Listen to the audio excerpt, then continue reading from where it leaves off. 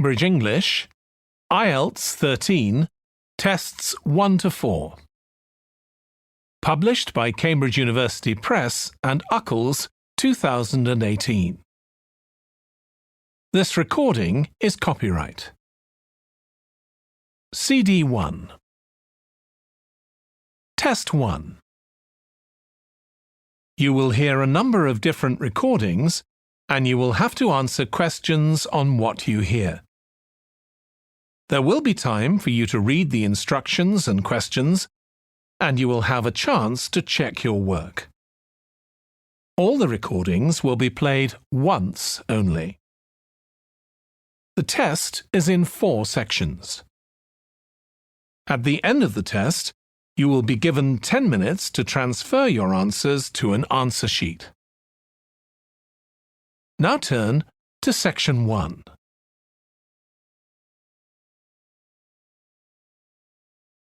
Section 1. You will hear a telephone conversation between a woman who wants to attend a cookery class and an official at a tourist information centre. First, you have some time to look at questions 1 to 6.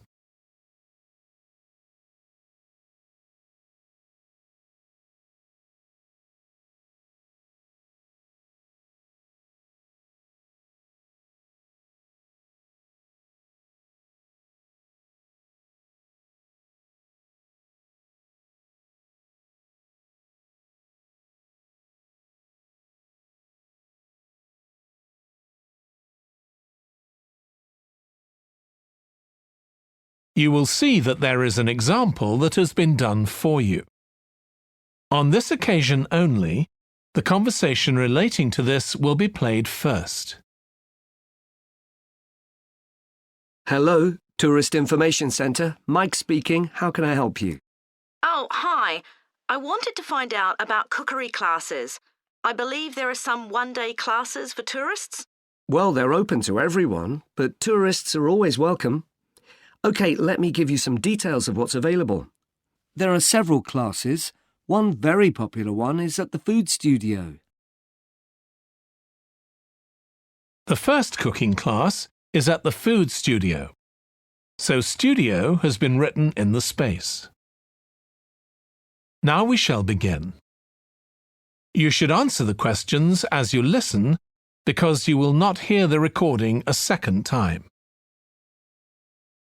Listen carefully and answer questions 1 to 6. Hello, Tourist Information Centre. Mike speaking. How can I help you? Oh, hi. I wanted to find out about cookery classes. I believe there are some one-day classes for tourists.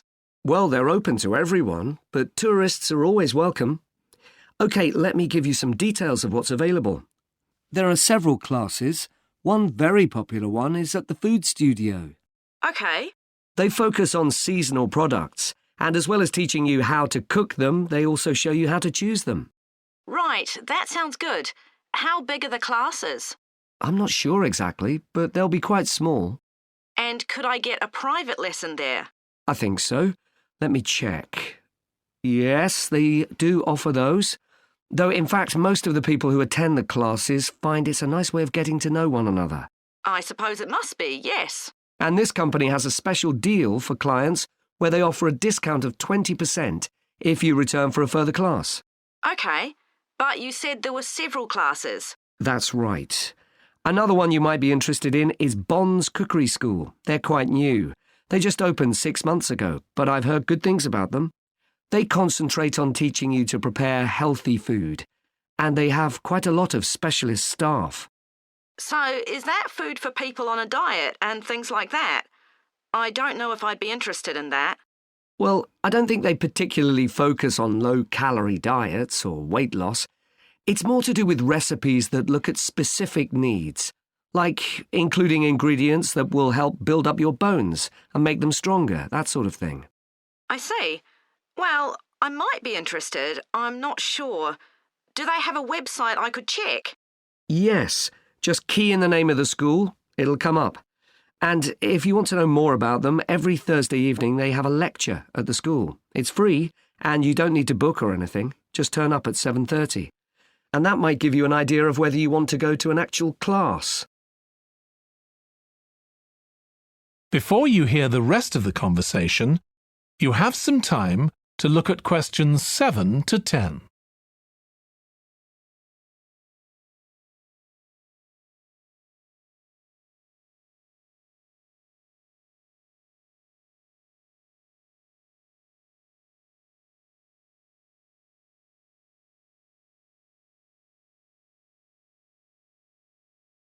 Now listen and answer questions 7 to 10. OK, there's one more place you might be interested in. That's got a rather strange name. It's called the Aretsa Centre. That's spelled A-R-R-E-T-S-A. OK. They've got a very good reputation. They do a bit of meat and fish cookery, but they mostly specialise in vegetarian dishes. Right. That's certainly an area I'd like to learn more about. I've got lots of friends who don't eat meat. In fact, I think I might have seen that school today. Is it just by the market? That's right. So they don't have any problem getting their ingredients. They're right next door. And they also offer a special 2-hour course in how to use a knife. They cover all the different skills, buying them, sharpening, chopping techniques. It gets booked up quickly, though, so you'd need to check it was available. Right. Well, thank you very much. I'll go and check that out. That is the end of section 1. You now have half a minute to check your answers.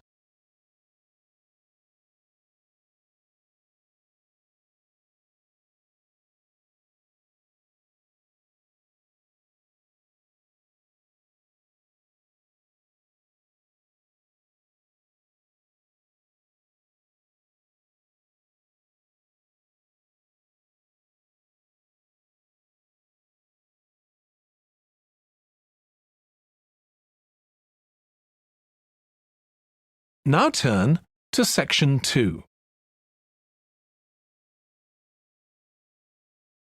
Section 2. You will hear the chairman of the Highways Committee of Granford speaking to members of the public about proposed changes to traffic and parking in the area. First, you have some time to look at questions 11 to 13.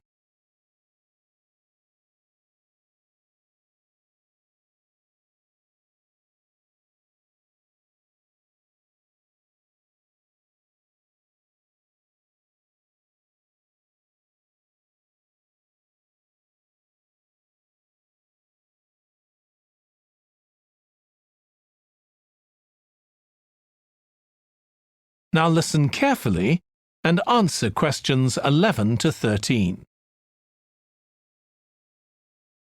Good evening, everyone. My name's Phil Sutton, and I'm chairman of the Highways Committee. We've called this meeting to inform members of the public about the new regulations for traffic and parking we're proposing for Granford. I'll start by summarising these changes before we open the meeting to questions. So, why do we need to make these changes to traffic systems in Granford? Well, we're very aware that traffic is becoming an increasing problem. It's been especially noticeable with the increase in heavy traffic while they've been building the new hospital. But it's the overall rise in the volume of traffic of all kinds that's concerning us. To date, there's not been any increase in traffic accidents, but that's not something we want to see happen, obviously. We recently carried out a survey of local residents, and their responses were interesting. People were very concerned about the lack of visibility on some roads due to cars parked along the sides of the roads. We'd expected complaints about the congestion near the school when parents are dropping off their children or picking them up. But this wasn't top of the list, and nor were noise and fumes from trucks and lorries, though they were mentioned by some people. We think these new traffic regulations would make a lot of difference, but we still have a long way to go. We've managed to keep our proposals within budget, just so they can be covered by the council. But of course it's no good introducing new regulations if we don't have a way of making sure that everyone obeys them. And that's an area we're still working on with the help of representatives from the police force. Before you hear the rest of the talk, you have some time to look at questions 14 to 20.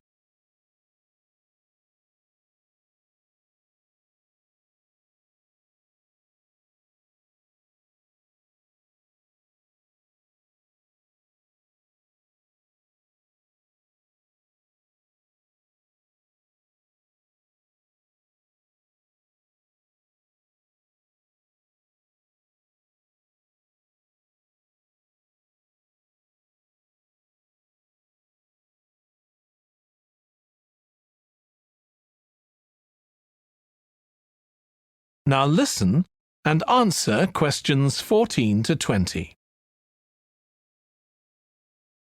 OK, so this slide shows a map of the central area of Granford with the High Street in the middle and School Road on the right. Now, we already have a set of traffic lights in the High Street at the junction with Station Road, but we're planning to have another set at the other end at the School Road junction to regulate the flow of traffic along the High Street. We've decided we definitely need a pedestrian crossing. We considered putting this on School Road just outside the school, but in the end we decided that could lead to a lot of traffic congestion. So we decided to locate it on the High Street, crossing the road in front of the supermarket. That's a very busy area, so it should help things there. We're proposing some changes to parking. At present, parking isn't allowed on the High Street outside the library, but we're going to change that and allow parking there, but not at the other end of the High Street near School Road.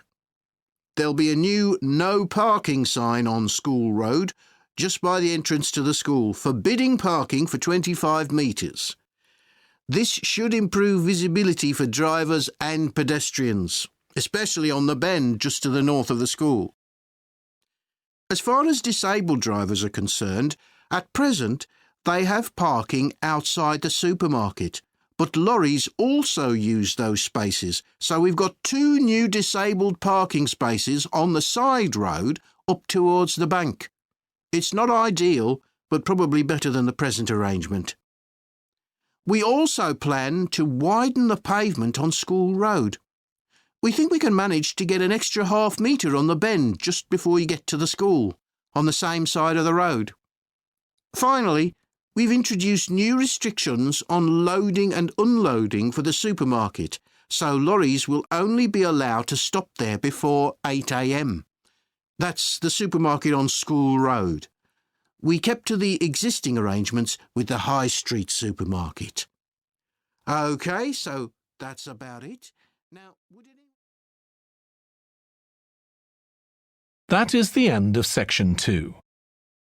You now have half a minute to check your answers.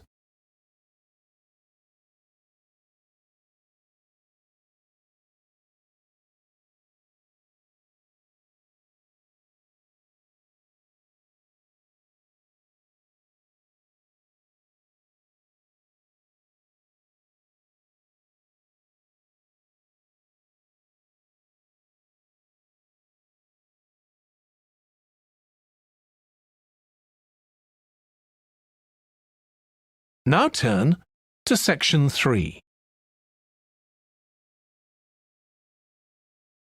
Section 3. You will hear 2 biology students called Emma and Jack discussing an experiment they are going to do together. First, you have some time to look at questions 21 to 25.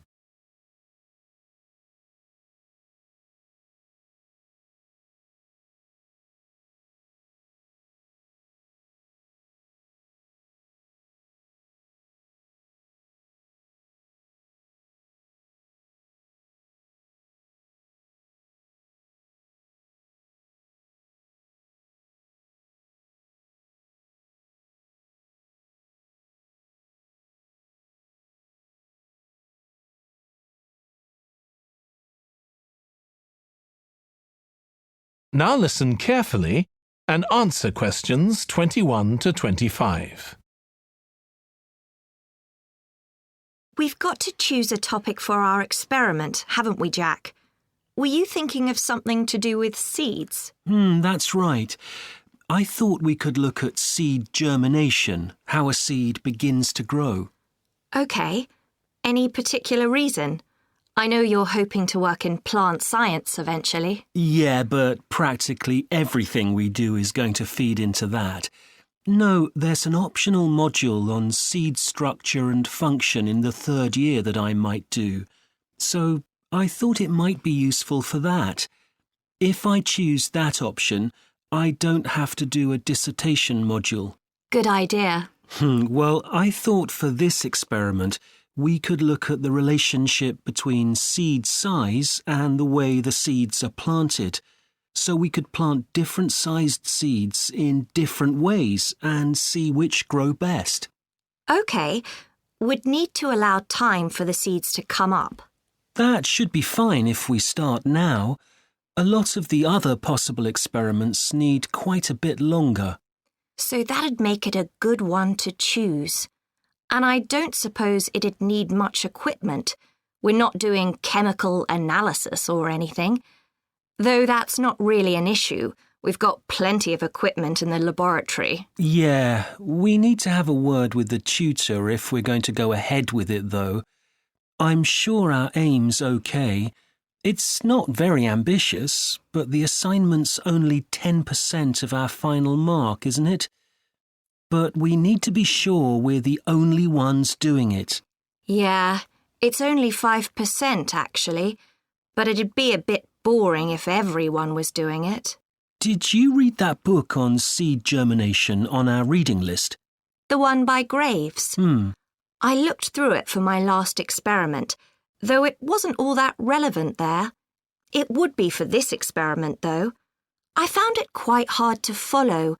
Lots about the theory, which I hadn't expected. Yes, I'd been hoping for something more practical. It does include references to the recent findings on genetically modified seeds, though. Yes, that was interesting. I read an article about seed germination by Lee Hall. About seeds that lie in the ground for ages and only germinate after a fire. That's the one. I knew a bit about it already, but not about this research.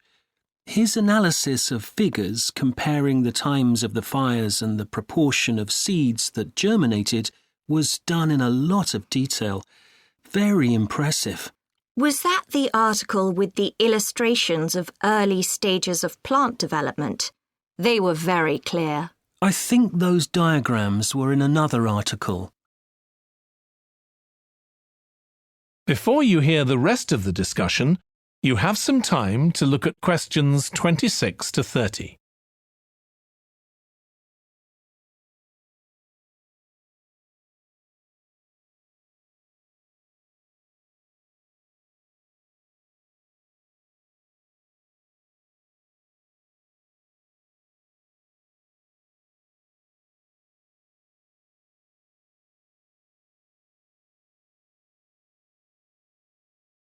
Now listen and answer questions 26 to 30. Anyway, shall we have a look at the procedure for our experiment? We'll need to get going with it quite soon. Right. So the first thing we have to do is find our seeds. I think vegetable seeds would be best, and obviously they mustn't all be the same size. So how many sorts do we need? About 4 different ones? I think that would be enough. There'll be quite a large number of seeds for each one. Then for each seed, we need to find out how much it weighs and also measure its dimensions. And we need to keep a careful record of all that. That'll be quite time-consuming. And we also need to decide how deep we're going to plant the seeds. Right on the surface, a few millimetres down, or several centimetres. OK, so then we get planting. Do you think we can plant several seeds together in the same plant pot? No, I think we need a different one for each seed. Right. And we'll need to label them. We can use different coloured labels. Then we wait for the seeds to germinate. I reckon that'll be about 3 weeks, depending on what the weather's like. Then we see if our plants have come up and write down how tall they've grown. Then all we have to do is look at our numbers and see if there's any relation between them. That's right. So then we get... That is the end of section 3.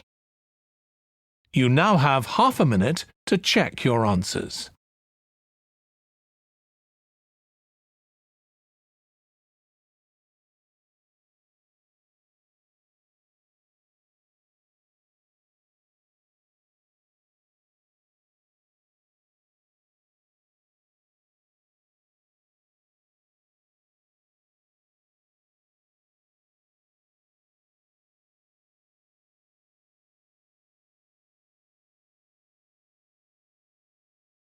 Now turn to section 4. Section 4. You will hear part of a lecture on an environmental studies course about recent research on how animals are adapting to urban environments. First, you have some time to look at questions 31 to 40.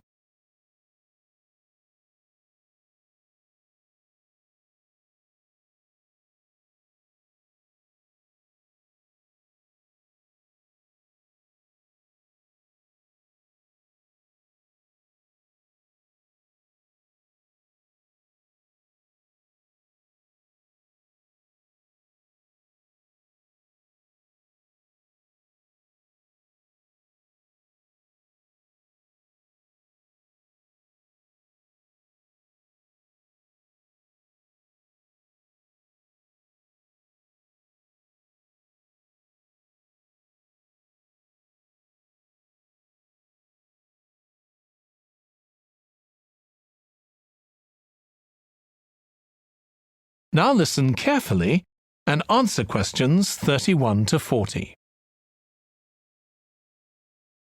Hi. Today we're going to be looking at animals in urban environments, and I'm going to be telling you about some research on how they're affected by these environments. Now, in evolutionary terms, urban environments represent huge upheavals, the sorts of massive changes that usually happen over millions of years. And we used to think that only a few species could adapt to this new environment. One species which is well known as being highly adaptable is the crow, and there have been various studies about how they manage to learn new skills. Another successful species is the pigeon, because they're able to perch on ledges on the walls of city buildings, just like they once perched on cliffs by the sea. But, in fact, we're now finding that these early immigrants were just the start of a more general movement of animals into cities, and of adaptation by these animals to city life. And one thing that researchers are finding especially interesting is the speed with which they're doing this. We're not talking about gradual evolution here. These animals are changing fast. Let me tell you about some of the studies that have been carried out in this area. So, in the University of Minnesota, a biologist called Emily Snellrud and her colleagues looked at specimens of urbanized small mammals such as mice and gophers that had been collected in Minnesota and that are now kept in museums there. And she looked at specimens that had been collected over the last 100 years, which is a very short time in evolutionary terms. And she found that during that time, these small mammals had experienced a jump in brain size when compared to rural mammals. Now, we can't be sure this means they're more intelligent, but since the sizes of other parts of the body didn't change, it does suggest that something cognitive was going on. And Snellrud thinks that this change might reflect the cognitive demands of adjusting to city life, having to look in different places to find food, for example, and coping with a whole new set of dangers. Then over in Germany, at the Max Planck Institute, there's another biologist called Katharina Miranda, who's done some experiments with blackbirds living in urban and rural areas. And she's been looking not at their anatomy, but at their behavior. So, as you might expect, she's found that the urban blackbirds tend to be quite bold. They're prepared to face up to a lot of threats that would frighten away their country counterparts. But there's one type of situation that does seem to frighten the urban blackbirds, and that's anything new, anything they haven't experienced before.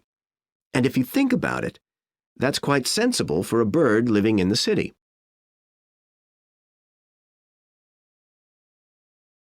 Jonathan Atwell, in Indiana University, is looking at how a range of animals respond to urban environments. He's found that when they're under stress, their endocrine systems react by reducing the amount of hormones such as corticosterone into their blood. It's a sensible-seeming adaptation. A rat that gets scared every time a subway train rolls past won't be very successful. There's just one more study I'd like to mention, which is by Sarah Parton and her team. And they've been looking at how squirrels communicate in an urban environment, and they've found that a routine part of their communication is carried out by waving their tails. You do also see this in the country, but it's much more prevalent in cities, possibly because it's effective in a noisy environment. So, what are the long-term implications of this? One possibility is that we may see completely new species developing in cities. But on the other hand, it's possible that not all of these adaptations will be permanent. Once the animal's got accustomed to its new environment, it may no longer need the features it's developed. So now we've had a look at adaptation. That is the end of section 4. You now have half a minute to check your answers.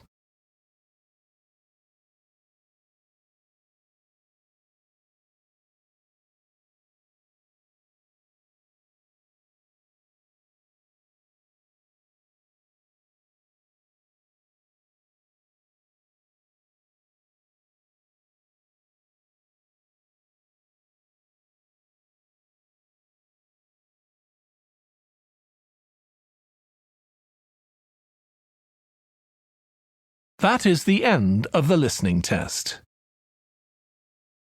In the IELTS test, you would now have 10 minutes to transfer your answers to the answer sheet.